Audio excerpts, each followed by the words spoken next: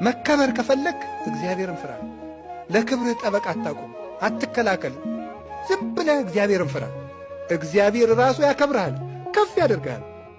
ሰዎች ጉድጓድ ቆፍረው ተራራውን ይናዱብህ፣ እግዚአብሔር ተራራው ጫፍ ላይ አቁሞ ከፍ ብለህ እንድትታይ ያደርጋል። እግዚአብሔር ይሄን ያደርጋል። የልብ ደስታ እግዚአብሔር መፍራት። ከዚያስ ምን አለ ሲራክ? ለፈራሄ እግዚአብሔር እይመጽኦ እኩይ። እግዚአብሔርን የሚፈራ ሰው በዘመኑ መከራ አይመጣበትም። መጽሐፈ ሲራክ ምዕራፍ 36 ቁጥር 1 ላይ እግዚአብሔርን የሚፈራ ሰው ክፉ ዘመኖችን ያመልጣል። ወይ ከክፉ ነገር አይገባም፣ እግዚአብሔር እንዳይገባ ይጠብቀዋል።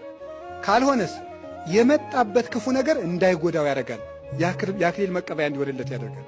ለምሳሌ ቅዱስ ጊዮርጊስ በመንኮራኩር ተፈጭቷል። እግዚአብሔርን ስላልፈራ ነው ክፉ ነገር የመጣበት ነው አይደለም። እግዚአብሔርን የሚፈራ ሰው የማይጠቅመው መከራ አይመጣበትም። የመጣለት መከራም ካለ ለምን ይሆነዋል? ለዘውድ ይሆነዋል። እግዚአብሔርን መፍራት ከመከራ ያድናል።